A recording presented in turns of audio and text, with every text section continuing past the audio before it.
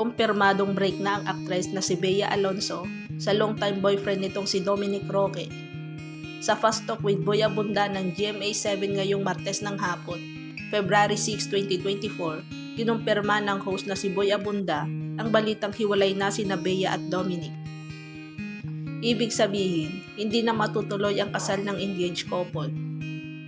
Nagdesisyon ang dalawang tapusin ang kanilang relasyon halos 7 buwan pagkatapos mag-propose si Dominic kay Bea. Naganap ang engagement ng dalawa sa Las Casas, Pilipinas de Azucar sa Quezon City noong July 18, 2023. Ayon kay Boy, base sa kanyang sources, nag-usap muli kamakailan lamang sina Bea at Dominic, ngunit wala raw umanong katiyakan kung magkakaayos pa sila. Saad niya, as a matter of fact, from good sources, kagabi or noong isang gabi lamang, inapag-usapan ulit si Bea at saka si Dominic. They're trying to understand each other, but they're going through a rough patch. Magkakabalikan ba ito o magtatagumpay ba sa panunuyo si Dominic? We don't know. Wala akong makakasagot ng katanungan na ito. Ang sigurado lamang daw ay isinauli ni Bea ang engagement ring kay Dominic. Ani Boy, I am confirming, yes, that hiwalay na sila ngayon. Ano ang status? Wala. I think kung tamang aking source, si Bea ay sinauli na ang kanilang engagement ring. But are they hoping? Ako ang hula ko is yes, kasi you don't say, tomorrow I'm going to stop loving. Pinabuluanan naman ng sources ni Boy ang issue tungkol sa prenup agreement. Sa katunayan nga raw ay mismong si Dominic ang nag-offer sa ina ni Bea ng prenup. Hindi raw ito kailanman naging issue sa dalawa. Yung prenup ho, medyo na-shock ho ako dahil ang pagkakaalam ko, many months ago, napag-usapan ito sa aking pagkakaalam and I'd like to confirm this with my friends, my sources.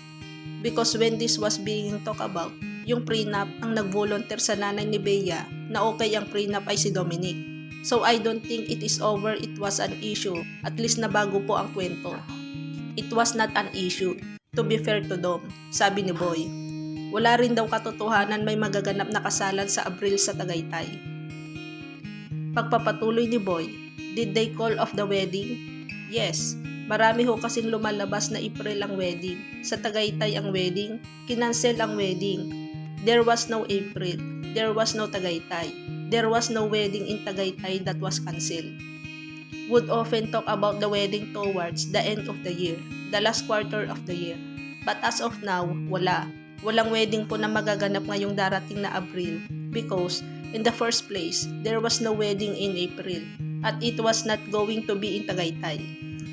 As original talk about, nag-ocular po ang dalawa sa Europa and may mga lumalabas din na kwento na they went to Japan. Tama rin po yon and I think they were trying to talk things out. Ipinagtanggol naman ni Boy sina Bea at Dominic sa mga lumalabas na usap-usapan. Saad niya, ito ang ayaw ko dito sa kwentong ito.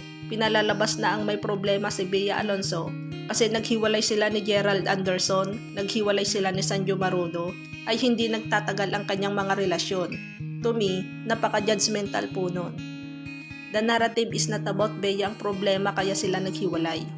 Sa pagkakaalam ko, ito diretsahan. Si Bea gustong masave ang relasyon na ito. Si Bea wants to this to work. Punta naman tayo kay Dominic. Masakit ding pakinggan, walang pera, hindi mayaman, hindi sikat, hindi karapat-dapat kay Bea. Ruel, you have the right to comment. You have the right to share your opinion. Pero sana'y let's exercise prudence, caution, and most important of all, kindness. Kung magkasundo man daw ang dalawa, ay siguradong walang magaganap na kasal ngayong 2024.